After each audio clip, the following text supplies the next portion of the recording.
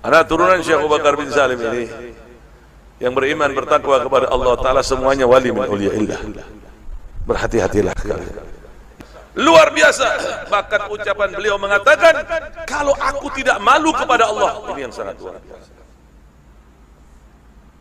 Yang pian belum pernah dengar dari biografi para wali-wali yang lain.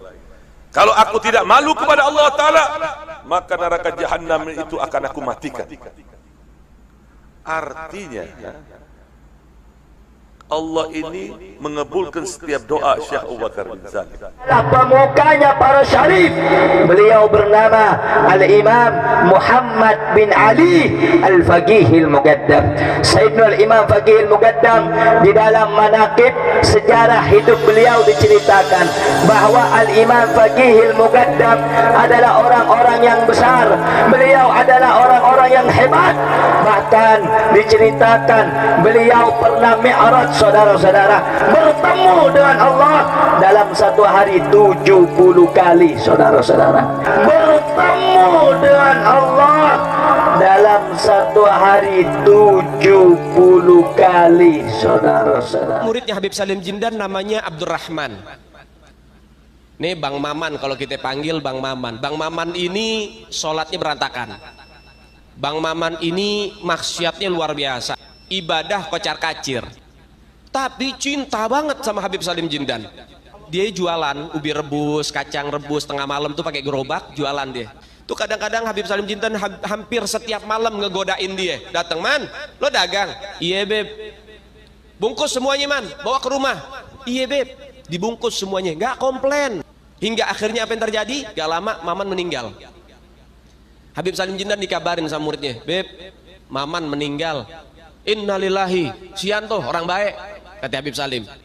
Datang Habib Salim Jindan, beliau ambil kertas kecil, kertas kotak kecil, beliau tulis, ditaruh di bawah kepalanya si jenazah. Deh, tutup. Beliau bilang, "Man, gue tahu lo ibadahnya berantakan, tapi lo cinta sama dzurriyyat Nabi Muhammad, ikhlas dari dalam hati. Nanti kalau malaikat munkar nakir datang nanya pertanyaan kubur, jangan lo jawab, Man. Lo kasih surat dari gue, lo masuk surga tanpa hisab." Assalamualaikum warahmatullahi wabarakatuh. Menyikapi karomah-karomah yang selalu disampaikan di dalam pidato-pidato para habaib, saya menyarankan bahwa itu memang bisa jadi benar atau belum juga bisa dibuktikan, dan itu masih bersifat fiksi. Dan kalau memang para habaib itu bisa memadamkan api neraka, kenapa jangan jauh-jauh lah saat ini itu terjadi perang di Palestina dan Palestina diserang habis-habisan oleh Israel, padamkanlah perang yang ada di sana. Atau saat ini terjadi perang di Yaman, diserang oleh Amerika, coba mereka itu dihalau supaya rudal-rudal itu yang ada di sana tidak meledak dan bisa melindungi negara Yaman. Dan juga negara Irak yang diluluh lantahkan oleh Amerika, cobalah kalau mereka habaib, mereka punya karomah, digunakan untuk mengantisipasi perang. Dan juga di berbagai negara jazirah Arab lainnya yang sering terjadi huru-hara dan perang, kenapa itu tidak dipadamkan? Dan kenapa habaib selalu menceritakan leluhurnya yang mempunyai karomah, yang mempunyai keistimewaan daripada leluhur-leluhur Nusantara? Mari bijaklah di dalam menyampaikan pidato, di dalam menyampaikan apapun itu, baik itu kajian tasawuf maupun di dalam mengajak umat yang khususnya yang ada di Indonesia.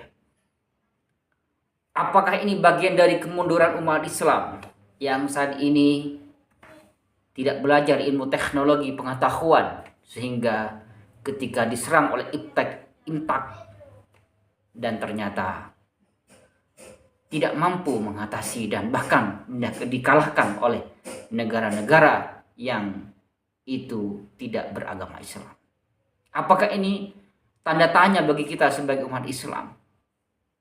Kenapa negara-negara yang menganut agama Islam dan mayoritas beragama Islam itu menjadi negara yang tertinggal. Apakah di mana masalahnya? Apakah karena umat Islam sering berimajinasi dengan halusinasi karomah sehingga tidak mau belajar dengan ilmu nyata, dengan ilmu teknologi yang ada, sehingga saat ini sadar atau tidak sadar kita umat Islam hanya bisa berhalusinasi, bisa memenangkan pertarungan dengan mengandalkan karomah-karomah tanpa berusaha membuat teknologi yang lebih canggih daripada yang dibuat oleh Elon Musk, daripada teknologi-teknologi yang dibuat oleh mereka-mereka. Kita mengandalkan doa kepada Allah Subhanahu wa taala. Hanya itu kemampuan kita. Apakah ini kemunduran kita?